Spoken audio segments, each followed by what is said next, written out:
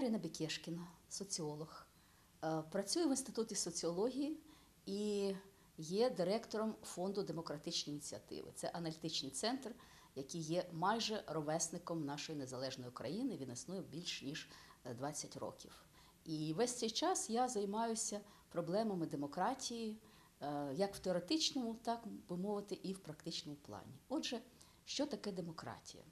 Знаєте, коли ми питаємо людей, що є найбільш важливішим, і треба виставити пріоритети, то демократія десь вона опиняється, демократія, свобода слова і всякі такі інші демократичні речі, вони десь залишаються в кінці списку. Бо на початку списку в пріоритетах у людей зарплата, ціни, медицина, пенсії і все таке.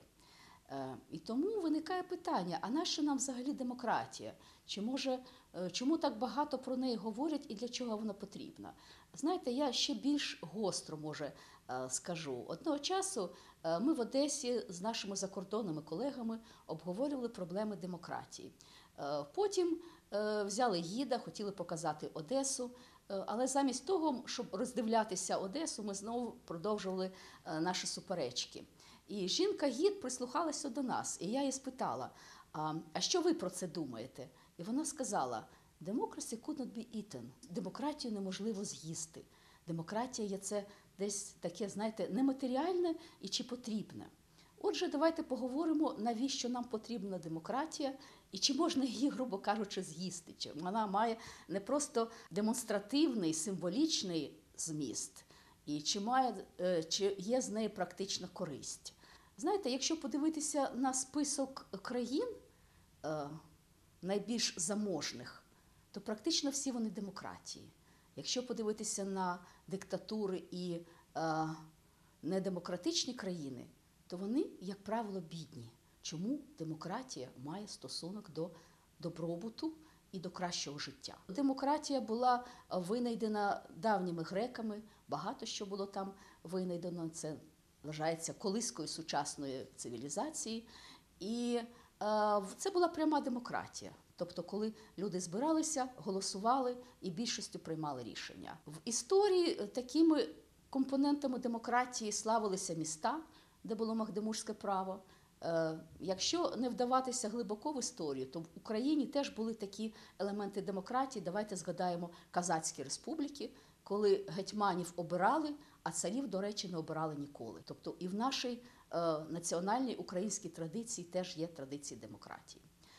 Але якщо звернутися до більш близьких часів, радянських часів, де ви не жили, я жила, чи були вибори? Називалося це соціалістична демократія чи народна демократія. Але на виборах ви мали голосувати за одного кандидата. Ви мали вибір не ходити на вибори, але за вас все рівно проголосують. Тому що 99,98% участі в виборах – це була норма за Радянського Союзу. Не існувало вільної преси. Була дуже сильна цензура. Я працювала тоді в філософському журналі «Філософська думка». Я пам'ятаю, як ми всі ходили на виривку сторінки, бо ми не так процитували Маркса. Там була, адже людина цінує природу, а воно було, що вийшло, людина цілує природу. І ми, значить, виривали ту сторінку. Держава вирішувала, що вам читати, що не читати. Ви не мали можливості виїхати за кордон, якщо ви цього хотіли. І взагалі було дуже-дуже багато обмежень. Це було царство несвободи. І після того, як Україна стала незалежною, вона одразу перейшла в царство свободи. Була одна партія, і її керівництво закріплено в законі, в Конституції. Стало неймовірно багато партій. Партії виникали чи не щодня, і їх кількість дуже скоро дійшла до 200. Люди могли голосувати вільно на виборах. Люди мали свободу преси. І взагалі, повторюю, ми одразу опинилися з царства несвободи в царстві свободи. А чи буває так? Бо сучасна демократія, сучасна ліберальна демократія в західних країнах формувалася більш ніж 20 років. І демократія була взагалі наслідком боротьби людей. Бо демократія потрібна людям, а не владі.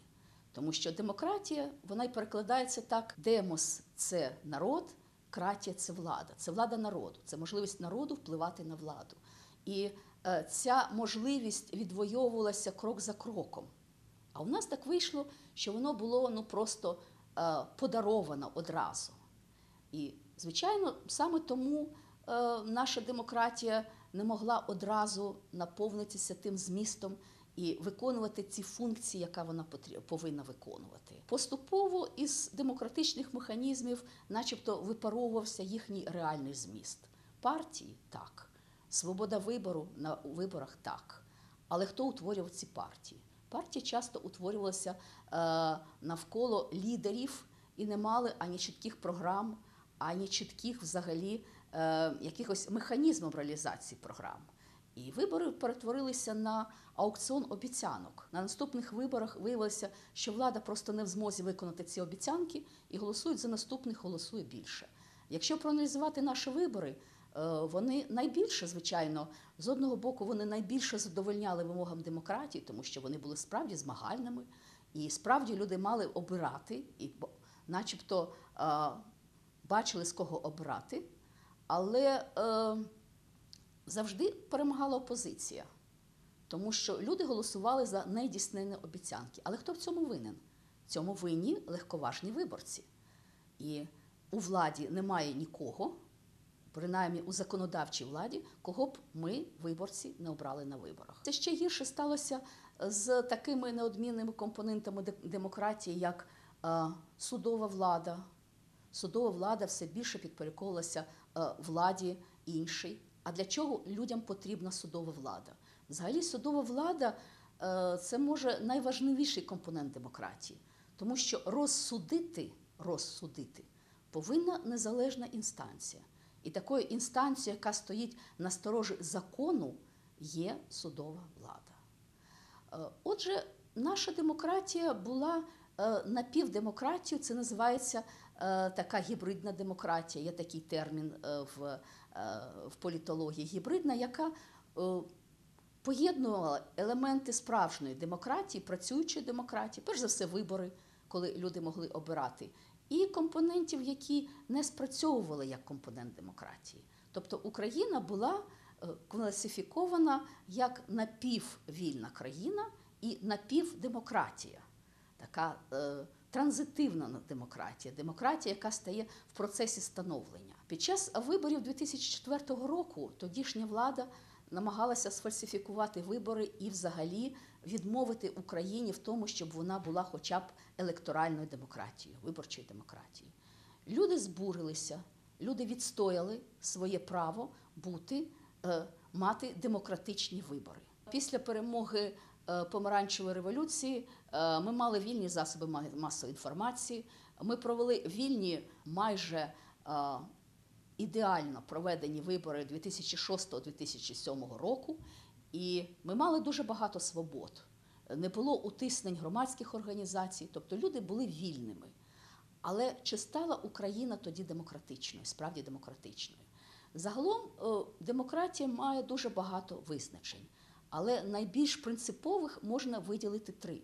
Перше – це вільні змагальні вибори. У нас вони були.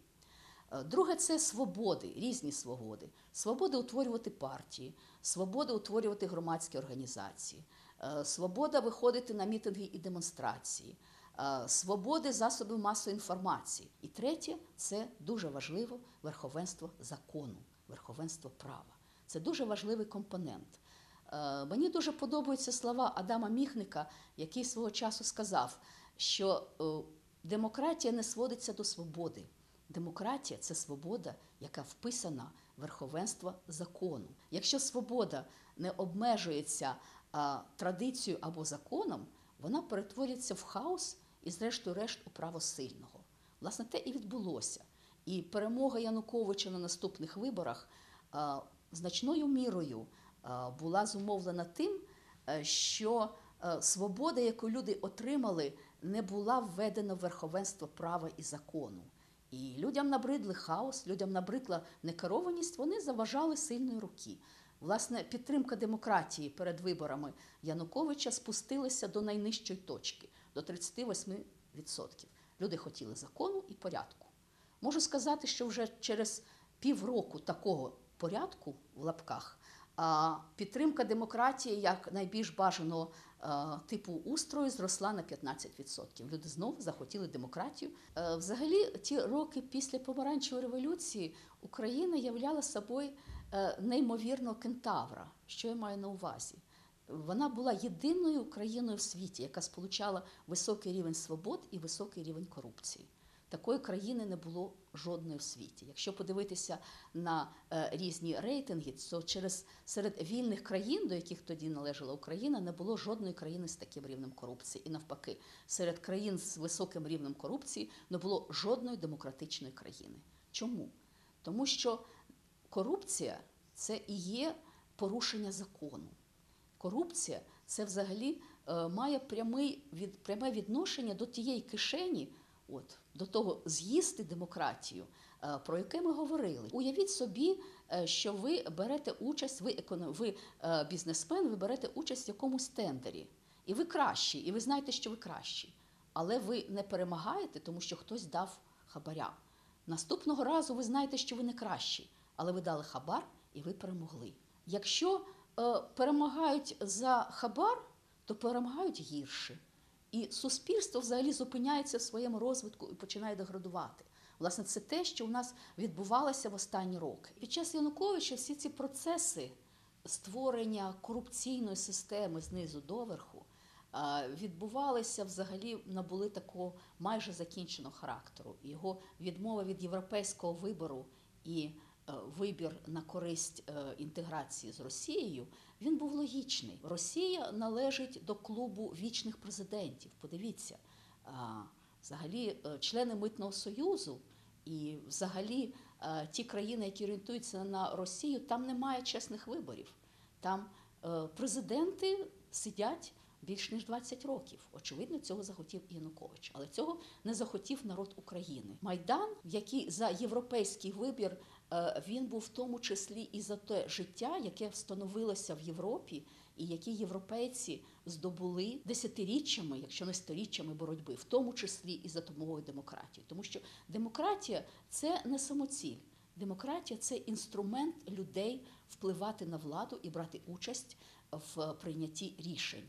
І те, що зробило громадянське суспільство, яке практично спасло країну, коли Росія взагалі розпочала агресію, коли не було, фактично армія була деградована, коли не було можливості нормально її забезпечувати, це взяли на себе волонтери, це взяли на себе люди, це взяло громадянське суспільство. Не треба повторювати помилок, які були після Помаранчевої революції, коли люди начебто здобули перемогу і демобілізувалися як з фронту. Ми і зараз ще перебуваємо на фронті. І зараз є свобода, є можливості впливати на те, що відбувається у суспільстві, і це справа кожного долучитися до цього. Наприклад, скоро нас чекають місцеві вибори. Треба на вибори йти. Треба розбиратися, хто там буде балотуватися. Треба обирати владу, за яку, до речі, ми несемо відповідальність, за ту владу, яку ми обрали. Є можливості впливати на ситуацію на своєму місці. Є можливості спілкуватися з засобами масової інформації. Тобто можливості у нас є. Але демократія – це така річ, яка залежить від громадян, від того самого демосу. Ми повинні бути такими, щоб демократія у нас слугувала як надійний інструмент перетворення нашої країни. Бо це наша країна, і це ми є той самий демос, який повинен формувати кратію.